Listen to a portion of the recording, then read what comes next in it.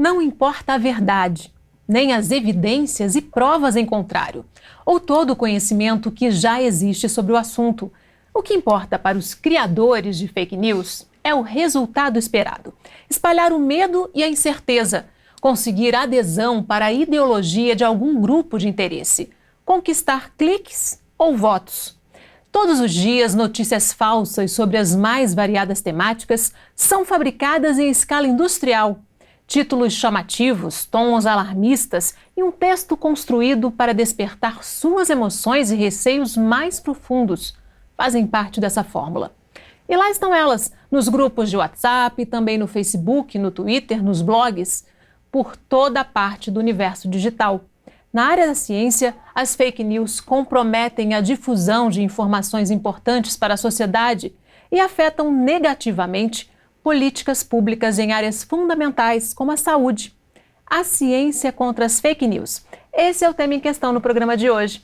Nossos convidados são a doutora em saúde pública e professora do Instituto de Saúde Coletiva da Universidade Federal Fluminense, Regina Flauzino, e o doutor em astrofísica e professor da Universidade Federal do Rio de Janeiro, Tiago Signorini. Muito bem-vindos, obrigada pela participação. De que forma que as fake news impactam a ciência, comprometem a percepção da ciência? Eu diria que as fake news, elas levam o indivíduo a acreditar em um fato que pode ser simplesmente uma inverdade ou algo que seja distorcido, mas o grande perigo vem quando você tenta convencer a sociedade, um indivíduo ou um certo grupo de pessoas a acreditar em algo que vai contra esse consenso científico, por algum motivo escuso, quando você tem algum interesse por trás que possa prejudicar de alguma forma essa própria comunidade e essa sociedade. Isso leva a um descrédito da própria ciência, né? Esse, muitas vezes, é o objetivo por trás da fake news, né? Eu acho que é o objetivo por trás e leva a consequências graves, né? Você vê na área da saúde, você vê assim, a baixa cobertura vacinal propiciando o ressurgimento de doenças que a gente já não tinha mais, inclusive levando a óbitos, levando a mortes desnecessárias, que não precisariam acontecer, tudo em função do quê? Daquele alarmismo, daquelas notícias falsas que levam a população a desacreditar todo um serviço que a gente leva tanto tempo para poder implantar. Nesse segmento especificamente é um caso de saúde pública mesmo. É um caso de saúde pública sério que a gente tem tentado do máximo possível reverter, mas que ainda tem uma luta grande para poder, vamos dizer assim, desmistificar o que o fake news propaga, vamos dizer assim. A gente vai se aprofundar daqui a pouquinho nesse caso da vacinação, que é muito sério e que a gente tem como mensurar, né? Tem como medir o que aconteceu a partir das fake news. Vamos falar então de outro caso, Terra plana, né? Cresce o número de seguidores de páginas que falam que a Terra não é redonda, contestando todas as evidências científicas. Definitivamente é um problema. O grupo de Terra Plana no Facebook hoje tem cerca de 200 mil seguidores, 200 mil participantes, e isso só vem crescendo. Então isso demonstra que é um problema que está aparecendo, pelo menos no caso da Terra Plana, ao contrário do caso da vacina, por exemplo, não é algo que cause algum mal imediato, relativamente inocente, podemos dizer, mas ao mesmo tempo demonstra um descrédito da sociedade pela ciência. E eu acho que isso faz parte de um problema muito maior, justamente porque a ciência deveria ser o ponto de partida para a criação de políticas públicas. E se a gente começa a desacreditar a ciência, desacreditar as evidências, a gente envereda por um caminho que é muito perigoso e que pode sim gerar muitos problemas, como a Regina está dizendo. É assustador. Uhum. Porque você falou assim, né, que a ciência tem que ser o que vai nos nortear para as políticas públicas, para a política na área da saúde, na área da atenção, enfim. E existe uma coisa que está terminando, fazendo um descrédito que chega a nos assustar, de fato. Eu acho até que a gente tem que tomar um cuidado, porque ele parece assim, olha, pessoal, realmente nós estamos conseguindo fazer, levar essa preocupação, então estamos atingindo o nosso objetivo. Não sei como é que você pensa isso, entendeu? Assim, damos esse crédito ou não damos esse crédito? Mas que está afetando, de fato está. E isso é sério. Vocês têm informações sobre a origem dessas fake news, sobre a Terra plana, dos terraplanistas? A origem da Terra plana em particular vem do século XIX, de um astrônomo, cientista, não sei exatamente o que ele era, chamado Samuel Rowbotham, e que realizou um experimento, entre aspas, de poder visualizar o topo de um barco no horizonte. E como ele conseguia ver o barco, ele aceitou isso como evidência de que a Terra era plana, criou todo um modelo muito complicado em cima disso, de um disco com uma parede de gelo. Então a Antártida não é um continente, mas é uma parede de gelo ao redor desse disco, com o Sol girando dentro de um domo de vidro. É algo tremendamente complicado. Mas foi algo que caiu em descrédito. Isso que é interessante, porque isso havia desaparecido bastante e voltou a crescer recentemente e se multiplicou de uma maneira inacreditável, principalmente com o aumento das redes sociais e como isso repercute entre várias pessoas que querem acreditar também na Terra plana, e isso cresceu muito dentro dessa bolha das redes sociais. Justamente porque as redes sociais, elas alimentam, né, aquilo que você mostra interesse, né? Então a pessoa fica ali dentro daquele mundo, né? Sim, definitivamente. Isso, o YouTube tem um problema, e eles estão tentando atacar o problema. Os criadores do YouTube sabem que isso é grave, porque você assiste um vídeo sobre um determinado tema e ele te leva de novo a outros temas, a outros vídeos sobre o mesmo tema, e só vai reforçando aquela rede de fake news, a rede de notícias falsas, de desacreditar a ciência de alguma maneira. É algo bastante grave e que a gente precisa pensar não só do ponto de vista de comunicação, mas também de como funcionam os algoritmos das redes sociais para tentar combater isso. Isso é a própria fórmula das redes sociais, o próprio modelo das redes sociais, que é um mercado da atenção, né? Quer dizer, quanto mais tempo ela consegue captar da sua atenção, mais dinheiro ela consegue. Então, acaba que você é o tempo inteiro jogado para isso, né? Sim, definitivamente. E no caso das fake news, né, elas mexem com a emoção da pessoa, né? Elas são formuladas justamente para captar e manter a sua atenção, né? E existe, inclusive, um fenômeno psicológico que se reflete aí também, que é a questão das teorias conspiratórias, porque muitas vezes as pessoas que estão reproduzindo, a origem é um pouco mais difícil de dizer, mas as pessoas que estão reproduzindo essas notícias, muitas vezes acreditam naquilo, elas não estão fazendo com nenhuma intenção ruim, elas querem informar o público achando que elas estão dando uma informação correta, e existe esse sentimento de que elas sabem mais. É algo que retroalimenta essa bolha, justamente porque as pessoas acham que estão prestando serviço porque sabem mais do que a NASA está querendo esconder a verdade de todo mundo, e então essa bolha acaba repercutindo mais ainda justamente porque as pessoas se encontram em uma posição para elas privilegiada, porque elas sabem mais e elas querem levar esse conhecimento ao público. Só acaba aumentando esse problema, definitivamente. Isso tem a ver com um contexto que é o contexto de descrédito das instituições, né? Com certeza. É um momento em que o mundo está vivendo, né? Agora você está falando, me dá até apertou no coração, porque quando você recebe assim no WhatsApp, a pessoa, não, por que isso? Eu falei, mas gente, eu trabalho com isso, eu não sei, e ela sabe mais do que eu. E não adianta, assim, sem nenhum, assim, realmente assim, eu sou melhor do que ninguém, não é isso, mas a gente tem um certo conhecimento e você tenta, dentro do próprio grupo, negociar, falar, olha, não é bem assim. Mas quem te disse? Tem alguma coisa por trás disso, a teoria da conspiração. Não, vocês estão escondendo, a área da saúde sempre esconde alguma coisa, né? Porque mexe com as crenças das pessoas. Com as crenças, né? E com medo mesmo, com né? Medo. Que de fato nós temos algumas situações que a gente não tem ainda explicações. Determinadas doenças emergentes a gente não conhece ainda. Aí tem o medo, e nesse medo vai embarcando tudo que é possível. Falando do medo, justamente uma das estratégias das fake news é alfinetar esse medo que todo mundo tem lá dentro, principalmente o medo do desconhecido, né? Tem até uma pesquisa que foi feita lá fora e foi replicada aqui no Brasil que mostra isso, né?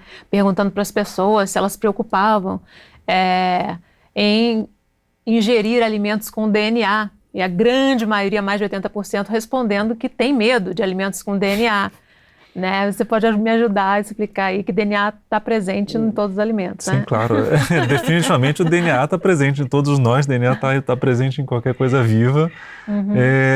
E é realmente verdade, a questão das fake news passa muitas vezes por um lado emotivo.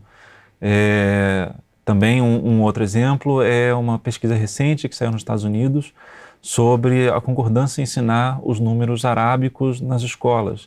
E eu não me lembro do número exato, era cerca de 40 e poucos % da população era contra ensinar os números arábicos, porque existe claramente um preconceito contra qualquer coisa que esteja associada ao mundo islâmico, mas devemos lembrar que os números arábicos são os números que a gente usa, 1, 2, 3, 4, 5 são os números arábicos, a gente sempre ensina eles de qualquer maneira, mas eles puxam muito sempre por essa resposta emocional.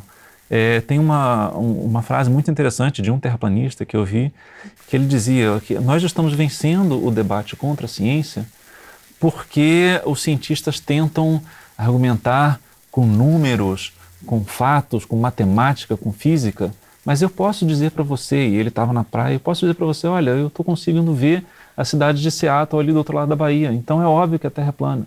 Isso claramente não é um argumento científico, mas eles sempre puxam por esse lado emotivo. E isso é uma coisa que os cientistas precisam aprender a fazer um pouco melhor. Eles realmente tentam se comunicar. A linguagem é muito fria da ciência, né? A linguagem é muito fria, muito distante.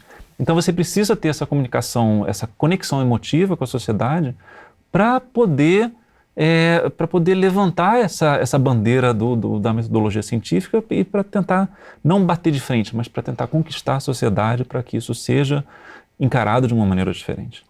Ok, você também pode acompanhar a Fase TV na internet. O endereço está aí na sua tela, youtube.com/fmpfase. Faça a sua inscrição, clique no sininho e receba os alertas dos novos episódios. Vamos fazer um rápido intervalo. No próximo bloco, a gente continua falando sobre a ciência contra as fake news. O Em Questão volta em instantes. Até já!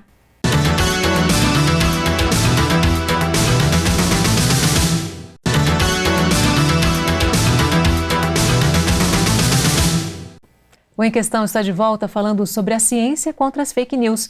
Nossos convidados são a doutora em saúde pública e professora do Instituto de Saúde Coletiva da Universidade Federal Fluminense, Regina Flauzino, e o doutor em astrofísica e professor da Universidade Federal do Rio de Janeiro, Tiago Signorini.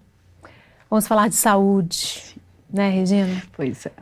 A saúde, ela mexe com esperança, né, e medo da morte, né? As fake news trabalham muito em cima disso, né? E muitas vezes levam à interrupção de tratamentos, né? E no caso de vacinação, a gente tem aí dados mostrando a redução, né? Pois é, o que a gente acontece? Quando você fala em interrupção de tratamento, nós temos situações onde você tem pessoas alegando que existem outros medicamentos, fitoterapia, nada contra, mas enfim, outros tratamentos alternativos. Que seriam complementares, que né? deveriam ser complementares e passam a ser o quê? Os principais, os únicos. E aí a gente tem realmente perdas, sequelas, inclusive óbitos nessas situações. Na vacinação é uma coisa muito interessante, né? Nós temos um programa mundial comprovado de eficácia, de diminuição de mortes, inclusive, provocado por doenças evitáveis por vacina. E o que a gente observa? Com as fake news, com as discussões sobre determinados efeitos que a vacina pode vir a provocar, as pessoas deixam de vacinar, né? Então você tem áudios dizendo, olha, a vacina da febre amarela está matando pessoas, vocês não podem tomar a vacina, e que está comprovado que a vacina faz mal. Né? Uhum. E você vê que são situações em particular que você tem que triar, que não pode dar, e leva como um todo, e faz com que as pessoas não leva ao pânico, né? Leva ao pânico, e aí você não tem a vacina, e as pessoas acabam morrendo da doença. Uhum. Né? Você tem o sarampo, que nós tínhamos conseguido eliminar a circulação do vírus na América Latina, em determinados países, né? E inclusive o Brasil. O Brasil nós tivemos um certificado de eliminação de vírus. E nós estamos com risco de perder se já não perdemos. Já foram registrados casos. Já foram registrados surtos. E podemos dizer epidemia, propriamente de sarampo. Por quê? Pela baixa cobertura vacinal associado às fake news, né? Que a vacina pode provocar autismo, que a vacina pode provocar efeitos colaterais que levam, inclusive, à morte. Só que as pessoas esquecem que a doença em si tem mais risco do que a vacina. Né? Então, nós temos, assim, um aumento de 300% de casos no mundo E se a gente for botar um país em particular, um continente, que é a África, 700% de casos. Né? No aumento de casos de sarampo. De sarampo, muito sério. E isso leva o quê? A óbitos de crianças, né? Desnecessários, ou então sequelas que levam à hospitalização, que aumenta o custo.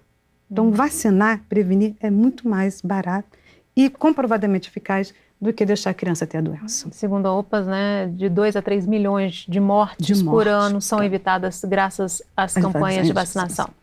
Né? E aqui no Brasil a gente também teve impactos em outras vacinas, né? A gente teve impactos na vacinação de HPV, teve impactos na de febre amarela, né, inclusive. Pois é, na da HPV nós vemos uma situação onde houve, e aí a gente diria determinados grupos religiosos alegando que se nós vacinássemos as meninas na idade preconizada, que é de 11 anos, nós estaríamos incentivando a atividade sexual dessas meninas. Né? Na cabeça deles, ao tomar a vacina, elas estariam sujeitas, mais livres para praticar o sexo. E não é isso que a gente, né, coloca. É que é a melhor idade para que a vacina consiga, vamos dizer, efetivar de fato a alocação, surtir o efeito, né, do vírus, com uma dose depois. De um vírus que provoca câncer de colo de útero. Mostra-se como é importante o impacto, como a gente vai diminuir, né, tratamentos, inclusive óbitos por câncer. E da febre amarela foi a situação de pessoas com baixa imunidade, que a gente chama de com outras doenças que vieram a tomar a vacina, que não estava recomendado, tomou e veio a falecer. E com isso gerou um pânico muito grande. A vacina mata. E não era bem isso. Quer dizer, a gente não tem tempo nem de chegar na mídia para explicar o porquê que é a situação. E aí, realmente, você ouve áudios de a pessoa, não, porque eu sou profissional de tal lugar, e você está todo mundo escondendo, que estão morrendo muitas pessoas com a vacina. E a gente não encontra isso. Né? E sempre alegando o quê? Que o serviço está escondendo. A teoria da conspiração, né? Estão escondendo as mortes, estão escondendo as mortes, nós é que sabemos, vocês é que não sabem. Então, e com isso levou a uma baixa cobertura. E é interessante notar que logo no início, todo mundo procurou a vacina. Eu não sei se era antes das fake news. Era uma procura enorme, dizendo, não é para todo mundo. Exatamente. Filas, as vacinas acabavam, as pessoas iam para o jornal dizendo, eu quero a vacina. Só que a vacina tem também restrições e tem determinado público a ser. E depois, quando surgiu os primeiros, segundo óbitos, com explicações reais, aí o medo. Aí a coisa inverteu.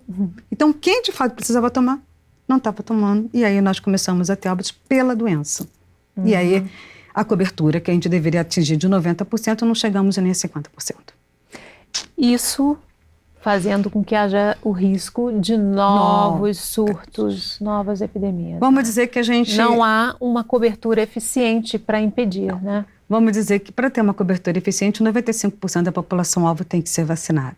No sarampo, nós estamos com 70%. Né? E da febre amarela, de acordo com a região, a gente não está conseguindo nem 50%. Né? Em determinadas regiões a gente até consegue, mas em outras não. E eu tenho essa heterogeneidade que a gente fala, essas diferenças de coberturas vacinais não protegem a população como um todo. E aí vamos esperar mais casos daqui a pouco. Inclusive poliomielite também teve baixa, né? A poliomielite é assustador, que nós erradicamos a circulação do vírus no Brasil. Uma doença muito grave. Muito grave. Sequelas gravíssimas nas crianças. A própria polio, né? Quem foi mais antigo já deve ter visto pessoas com sequelas, principalmente nas pernas, né? Mas os óbitos vinham porque o músculo da respiração paralisava.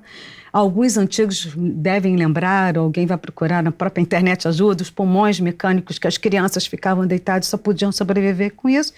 E a vacina de gotinha, uma vacina ótima de aplicação, né? E que as nossas campanhas, cobertura de 100%, e está começando a diminuir. Isso é um risco muito grande. Até porque nós temos países na Ásia que ainda circula o vírus. Por quê? Porque lá temos questões outras religiosas, que eles alegam que a vacina pode, inclusive, esterilizar as meninas, né, e causar impotência nos homens. Então, tem lá rolando a situação... Tem as fake news de lá. Que impedem com as guerras, né, com a própria globalização, com migrantes vindos, sejam legais ou ilegais, para o país, podem trazer. Então, a gente tem até que fazer uma barreira de vacinar essas pessoas. Mas, a partir do momento que você tem, no próprio Brasil, uma circulação de fake news não incentivando a vacina, a cobertura vai diminuir. e o risco da doença voltar pode ser grande. Uma doença erradicada. É erradicada. Nós temos um risco de perder essa nossa batalha, né? Dessa imunização, assim, 100% eficaz em relação à poliomielite. Uhum. Por trás estão interesses, né, de grupos, né? Tem a disputa pela verdade hoje também, né? Disputa, como você estava falando, né? Eu sei mais do que você, né? Eu estou com a razão, né? Tem fenômenos aí acontecendo. Agora, de qualquer forma, quando você tem, inclusive, autoridades disseminando fake news, o caso fica mais grave, né? Claro, porque no final das contas, existe, como você falou, existem interesses por trás e tem alguns grupos que inclusive se beneficiam dessa radicalização. Então, a Regina citou o exemplo de algumas religiões, por exemplo, que podem protestar contra a imunização do vírus HPV. Por estar promovendo a sexualização de meninas, o que é um argumento falso, é a fonte das fake news, mas os próprios grupos se beneficiam dessa radicalização porque eles atraem muito interesse, como você falou. Atraem atenção para eles. Atraem atenção, atraem cliques, e isso beneficia esses grupos de diversas maneiras. Uhum. Então, a gente atraem seguidores também. Atraem seguidores e isso ajuda a promover uma mensagem que, no final das contas, não tem nada a ver com a vacinação ou não, mas tem a ver com a promoção de um grupo com determinados ideais. Então, e nós não podemos combater isso simplesmente com números, com fatos, porque essa estratégia não está funcionando. Nós podemos apresentar os números que sejam, os gráficos que demonstram por A mais B que as vacinas funcionam, que essas estratégias de saúde pública funcionam. Mas se a gente não conseguir conectar com o público de uma maneira emocional, isso não vai funcionar. A gente precisa atrair esse público de alguma maneira e estimular o público a pensar de uma maneira crítica e trazer a questão, como você disse, de políticas públicas para essa questão. Porque as políticas públicas devem sim ser baseadas em argumentos científicos. Você não pode criar uma campanha de vacinação ou derrubar eventualmente uma campanha de vacinação baseado simplesmente em uma impressão de que você pode estar sexualizando uma parcela da população. Você não pode fazer isso porque você cria um outro problema. Você tem que criar as políticas públicas com base em dados e de alguma maneira que seja mais eficiente. E a gente precisa pensar em alguma maneira de levar isso para o público. Você entrou aí na questão da comunicação, né? A comunicação dos cientistas com a população tem que mudar nessa era digital, né? Tem. Os cientistas têm que ir para as redes sociais, os cientistas têm que se apresentar no Twitter, no Facebook, eles têm que criar essa conexão. As redes sociais são uma excelente oportunidade para os cientistas se comunicarem com o público, mas eles não aproveitam muito isso. Existe pouquíssimo estímulo por parte do governo de que os cientistas se envolvam de alguma maneira com divulgação ou com comunicação, porque nós, como cientistas, somos incentivados essencialmente a produzir artigos científicos que vai para uma parcela muito pequena da população. Então a gente precisa ter um incentivo do governo para que essa comunidade acadêmica se comunique também com o público, porque a gente precisa levar essa ciência que está sendo produzida nas universidades, embora algumas pessoas queiram negar isso, as universidades produzem muita ciência e tem muita pesquisa sendo feita nas universidades no país. Isso tem que ser levado à população, senão realmente fica restrito a uma camada pequena e a população se vê, inclusive, no direito de reclamar do que está sendo feito porque ela não vê os resultados. A gente precisa fazer essa conexão com o público, a gente precisa levar essa pesquisa que está sendo feita nas universidades até as praças, até os bares, a gente precisa chegar onde o público está. Naquela pesquisa, né, do DNA, demonstra isso, né? As pessoas nem sabiam o que era DNA, né? E já tinham medo, né? Justamente tinham medo porque não conheciam, né? O que o Tiago falou me faz lembrar muito de castelamento, né? Nós estamos lá falando para os mesmos e esquecemos que tem a necessidade de, inclusive, divulgar Mas é muito interessante que às vezes tem assim, mas está muito coloquial, não pode ser assim, o termo tem que ser científico. Mas cultura que tem que mudar, né? Que tem que mudar, e eu acho que é como se desconstruir uma coisa que foi muito trabalhada, né? Sim. Você tem que ser cientista, coisa e tal. E hoje, desconstruir para alguns até deve doer muito, mas é importante, é importante mesmo, porque nós estamos produzindo ciência, estamos produzindo pesquisas muito importantes, que qualificam, que são base para políticas públicas, mas que chega na hora, né, de você colocar em prática não funciona, porque se esqueceu a comunicação. Eu concordo plenamente. E aí o pessoal está mais esperto, tem aqui por trás já fazendo a comunicação contra, porque é desconhecido, como não conheço, eles estão dizendo que não serve, então eu também não vou aceitar.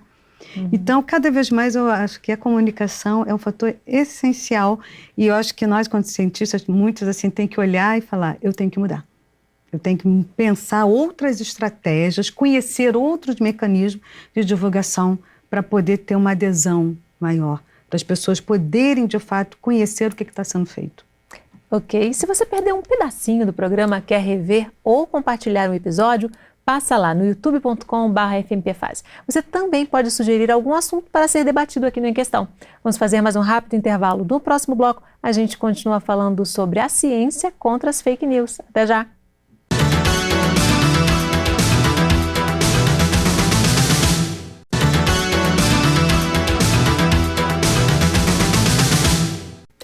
O Em Questão está de volta falando sobre a ciência contra as fake news. Nossos convidados são a doutora em saúde pública e professora do Instituto de Saúde Coletiva da Universidade Federal Fluminense, Regina Flauzino, e o doutor em astrofísica e professor da Universidade Federal do Rio de Janeiro, Tiago Signorini. Tem uma pesquisa que foi até publicada na revista Science, que as fake news, elas se espalham mais rapidamente do que as notícias verdadeiras, né? Uma velocidade 70% maior, né? E, de novo, isso demonstra a eficácia dessa metodologia de comunicação de quem propaga fake news, seja quem propaga sem querer, ou seja quem tem algum interesse escuso por trás, mas eles apelam para alguma coisa que é mais profunda no ser humano do que simplesmente dados duros e gráficos, e a gente precisa aprender a comunicar a ciência de uma maneira que seja um pouquinho mais eficaz do que o que a gente está fazendo agora. Teve um caso recente até ligado à saúde, em Santa Maria, no Rio Grande do Sul, que teve que ser suspenso o atendimento domiciliar em saúde porque houve uma fake news ligada, usando uma foto de uma equipe de saúde que estava na rua, né, ligando a transmissão de vírus HIV, e aí a polícia conseguiu ver onde a foto foi feita, pegar câmeras de segurança e descobriu quem estava disseminando, mas normalmente não é descoberto, né? Agora, isso mostra a gravidade, né? Como é tão rápida essa disseminação que leva a problemas, né? Teve que ter a polícia intervindo. Polícia, e assim, como você fala, parece um turbilhão, a gente se vê envolvido para dar uma resposta. Peraí, mas eu não estou entendendo, como é que isso pode ser? Como é que as pessoas acreditam nisso, né? Mas isso também tem a ver também, mais uma vez, com a história do medo, né? O estigma. São escolhidas determinadas doenças, não é qualquer doença, HIV, né? Você também já viu, assim, até reportagem também na Bahia dizendo que no carnaval tinha uma pessoa que estava picando com uma agulha pessoas para transmitir, ou então no ônibus, eu não sei se vocês já viram isso, a pessoa entra dizendo, eu estou com uma seringa e se ninguém me der o dinheiro eu vou, né, perfurar e tenho HIV. Então, é uma doença que já gera um certo preconceito. Já um medo mesmo nas pessoas. E aí se usa sobre isso, né? E você vê que leva uma pessoa a tirar uma foto, né, colocar num grupo e falar sobre isso. Desqualifica o serviço de saúde, né? E aí já, com o descrédito, mais uma vez, eu digo, a gente diminui a cobertura do atendimento. E as pessoas nem raciocinam, né? E eles contam com isso, né? Com a impulsividade de quem recebe e passa adiante, né? Sim, isso é um efeito que se observa muito nas redes sociais das bolhas. As bolhas que se criam, que você apela para esse lado emocional e você faz com que esse indivíduo reproduza essa notícia de uma maneira muito eficiente. Isso cresce muito rápido. Como você falou, o 70% de velocidade a mais das fake news são porque isso apela para uma coisa que é muito profunda no ser humano, e as pessoas se veem na obrigação quase de reproduzir aquilo porque elas querem proteger, porque elas sabem mais do que o governo, isso cria uma desconfiança com o governo, com cientistas, e elas querem, de alguma maneira, assumir essa responsabilidade e reproduzir essa informação falsa. Então o problema não vem só da origem, mas de como a gente vai ensinar a população a tratar as fake news de uma maneira que seja mais crítica, de forma que elas consigam identificar aquele problema e dizer, não, gente, eu não vou repassar essa informação porque eu consigo verificar, eu consigo abrir o Google e em 5 segundos eu vejo que isso é mentira. Mas não, porque isso chega naquele lado emocional, essas pessoas não têm essa frieza, visão, né? Para parar e raciocinar, peraí. Justamente. Né? Eu acho interessante que algumas chegam, botam assim, e se, por favor, compartilhe com mais pessoas que você conhece. E essa sensação que eu tenho, essa pessoa como uma cidadã, né? Uma pessoa cidadã. Eu tenho por obrigação difundir isso, porque a pessoa está falando com uma veemência, os áudios, então eu acho assim, uma veemência, aquela coisa que pega mesmo pelo emocional, dá até vontade de partilhar mesmo, você fica assim se sentindo, eu como compromisso, como cidadã, né? Eles conseguem pegar naquele cerne assim, e aí? Como é que é? 70% ou mais. Vocês já receberam muita fake news? Eu acabei de receber um agora. Ou então, né? Pouco antes de começar o programa, né? Pouco antes de começar o programa. Vim ali respondendo, que a pessoa falou, eu só acredito se a Regina disser. Eu falei, gente, cuidado aí. É sobre um vírus que está surgindo aí, próximo do dengue, né? Primo parente, mas peraí, nós não estamos numa situação tão grave. Então, descobriram 3 casos lá em Niterói, enfim, uma situação, o FRJ que descobriu, mas não é uma epidemia. Mas ali está retratado, e a pessoa diz, eu sou funcionário de unidade de saúde, estou vendo. Eu falei, mas gente, não está isso. Aí eu peguei a reportagem, né, e falei, gente, olha aqui, é isso, leiam, por favor. Mas aí já penso assim, mas acho que eu tinha que pensar numa outra linguagem, porque a linguagem ali está realmente um pouco científica, mas a gente recebe a todo momento. E por mais que se diga, não é bem assim, as pessoas não acreditam. É muito interessante. E você, Thiago? Recebe muito, visualiza muita fake news? Eu recebo, eu tenho um grupo de amigos no WhatsApp que eu sou conhecido como destruidor de mitos lá. Também é? Porque eu sempre vou procurar no Google. Mas enfim, é um grupo de amigos próximos, então são poucas coisas e nada tão grave como esse. Eles já te procuram justamente para você. Eles sabem, muitas vezes eles já esperam que venha. Às vezes são pequenas coisas, pequenos vídeos falsos na internet, coisas assim. Eles já querem saber a explicação científica, então eles já colocam para você, né? Mas eu vejo muitas coisas em interações, aí definitivamente fora de um grupo protegido da minha rede social. Quando eu publico coisas nas redes sociais que eu atinjo um público às vezes um pouco maior, eu vejo muito um enfrentamento de uma coisa, das pessoas dizendo, não, o que eu estou dizendo é mentira, essa foto do buraco negro é uma mentira, olha só, eu tenho um vídeo provando. Então, eles chegam a esse embate muito frequentemente, que é um embate que não tem fundamento nenhum. Então, nós como cientistas, a gente não deve promover isso, porque isso acaba valorizando essa discussão como se fosse um debate legítimo, e não é. Eu acho que isso a gente tem que ter muito claro. Você não pode argumentar, porque você nunca vai ganhar essa discussão. Essa discussão sempre passa por um viés muito mais ideológico ou emotivo do que lógico ou de raciocínio. Então você não tem como ganhar essa discussão. E ao debater com um negacionista, você só promove aquilo como se fosse verdade, como se tivesse um cientista conversando, no meu caso, com um terraplanista, e como se aquilo fosse uma discussão válida, e não é. Então a gente precisa pensar em alguma outra maneira de chegar nessa discussão. E existem 4 tipos aí, pelo menos, né, de fake news, e as estratégias incluem você colocar uma notícia verdadeira num contexto falso, né, você colocar uma notícia falsa associada a alguns fatos verdadeiros para parecer verdadeiro, né? E a notícia totalmente fabricada, totalmente falsa, né? Sim. E aí, como é que as pessoas podem, quais são as dicas, por exemplo, você que é o destruidor de mitos, como é que as pessoas conseguem identificar alguns sinais, alguns alertas de que aquilo ali é falso? quando parece alguma coisa que é polêmico demais ou que vai muitas vezes vai contra uma coisa que para mim é bom senso. Mas justamente porque eu tenho essa postura, eu tenho de visão crítica, é que eu já, sempre, tudo que eu recebo, todas as notícias que eu recebo, já passam um pouco por uma visão crítica, mesmo que seja uma coisa na qual eu acredito. Muitas vezes eu tenho minha própria ideologia política, meu próprio viés, mas às vezes eu vejo uma coisa que não parece ser verdade sobre uma coisa que eu, a princípio, acreditaria. E ainda assim eu verifico para ter certeza que eu não estou propagando uma notícia que é falsa. Então eu acho que o que a gente tem que fazer é estabelecer esse diálogo com a população para que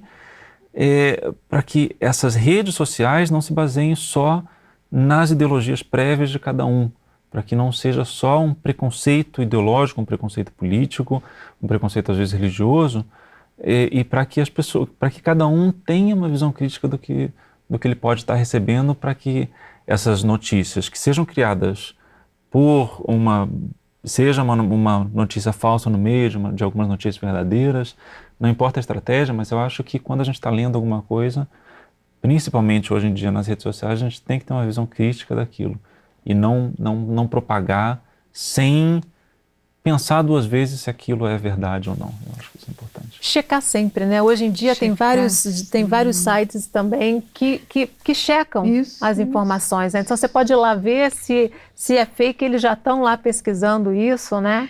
Eu acho interessante, como o Tiago falou, quando me perguntam alguma coisa, eu falei, peraí, deixa eu lá procurar saber que história é essa. O que mais me incomoda um pouco é isso. Tem um pouco de verdade que mistura com outras que não são reais. Exemplo que é para passar por verdade. Para passar por verdade, porque, por exemplo, a febre amarela, determinadas pessoas não podem tomar. E tomaram e faleceu. Então, de fato, a vacina pode levar a um óbito. Isso pega como verdade para tudo. Aí até você parar para explicar a distorção. E é uma habilidade, eu fico assim, abismada. Juro pra você, eu fico muito, muito abismada. Porque que capacidade teve. E as pessoas replicam com uma velocidade. A melhor estratégia contra as fake news, já que a gente não tem outra forma mesmo de lutar contra elas, é estimular o pensamento crítico, né? Eu acho que isso que é o mais importante. Eu gosto muito de pensar o método científico não como uma verdade absoluta.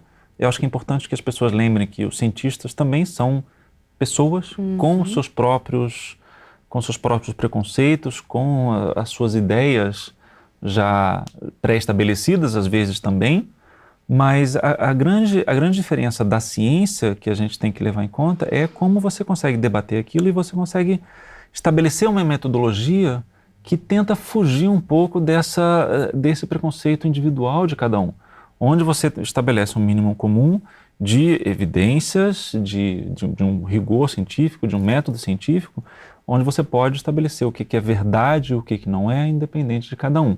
E você começa a partir daí. Então, o melhor cientista é aquele que não acredita em tudo que ele lê, mesmo que quando eu leio um resultado científico, eu sempre vou ver como aquele resultado foi alcançado. Porque nem sempre os resultados científicos que aparecem em uma revista internacional, mesmo na Science, nem sempre isso é verdade. Então a gente precisa ter um pouco essa visão para conseguir fazer essa conversa. E a melhor maneira de fazer isso, ao meu ver, é aproximar a sociedade dos cientistas. Porque a melhor coisa que eu posso ensinar para a população não é astronomia, não é astrofísica, não é formação de galáxias, mas é como você pode ter um pensamento crítico a respeito de uma série de evidências que são apresentadas para você e você não responder necessariamente de uma maneira emocional, mas você conseguir enxergar aquilo de uma maneira que você mesmo é capaz de processar essa informação. E não ser manipulado. E não ser manipulado, exatamente. De que forma eventos como os que vocês estão participando, né, conseguem fazer isso? Democratizar o conhecimento científico, né, aproximar a ciência da população? Mostrando que os cientistas são gente como a gente. Eu acho que isso aqui é fundamental. E eu gosto muito da ideia de um cientista no bar tomando cerveja, porque isso desconstrói um pouco esse mito do cientista como uma figura na Torre de Marfim, como a Regina falou, Encastelado, né? Encastelado e como alguém que é capaz de um diálogo. Então, a ciência é uma atividade humana fundamental e a gente precisa conversar um pouco mais com a população. Então, fazer essa aproximação, eu acho que é fundamental. Uma das coisas que eu gosto de mostrar é quando eu procuro um cientista no Google e eu vou ver a primeira imagem que aparece, são 2 homens brancos de meia idade com jaleco, uma coisa num laboratório, Formal, um né? ambiente absolutamente estéril. Isso é horrível, porque isso cria uma imagem de cientista que é completamente desligada do cotidiano e da realidade de todo mundo. Então, sim, eu sou cientista, a Regina é cientista, nós somos cientistas e nós vamos no bar, nós tomamos cerveja, eu gosto de conversar com as pessoas. E eu acho que essa aproximação é fundamental para que esse público se aproxime da ciência de uma maneira diferente do que simplesmente imaginar que a ciência é matemática e dados e gráficos. Acho que a sensação é se mostrar que é gente como a gente, né? Estamos aqui, somos seres humanos, né? Partilhamos de dúvidas, temos os nossos princípios, né?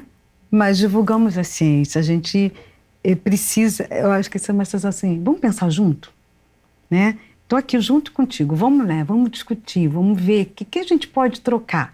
Parece uma coisa um pouco assim, muito sofismas, mas não, eu acho que eu acredito nisso, né? Eu acho que é uma boa estratégia, a gente tem que sair do castelo e sentar junto. Inclusive o linguajar também, eu acho que é uma coisa assim, importante para ser dita. Porque existe assim, não, falar difícil é uma coisa do cientista.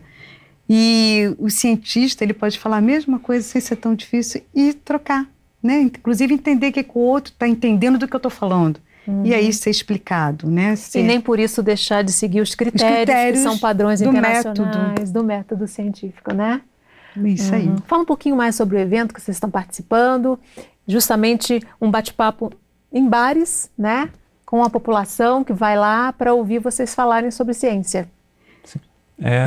É um evento internacional, Point of Science. Foi criado na Inglaterra, se eu me lembro bem, e foi levado para vários países. Aqui no Brasil acontece essa semana, no país inteiro. Então, se vocês puderem aproveitar, eu acho ótimo. Encorajo muita gente no Rio de Janeiro, em Aracaju, São Paulo. São 87 cidades que eles colocaram ao mesmo tempo. São 87 cidades, em algumas cidades são vários, 10 ou 15 bares ao mesmo tempo.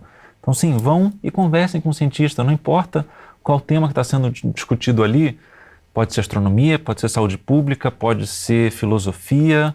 Aproveitem a oportunidade de conhecer. Até matemática, está tudo ali. Matemática, todo mundo. Aproveitem a oportunidade e conversem com o cientista, porque muitas vezes as pessoas nem conhecem o cientista.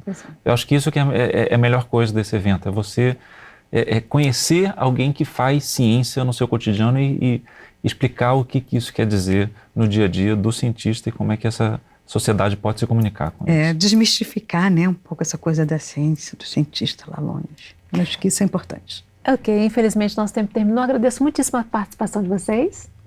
Muito obrigado. E a gente tem um encontro marcado no Próximo em Questão. Espero vocês. Até lá.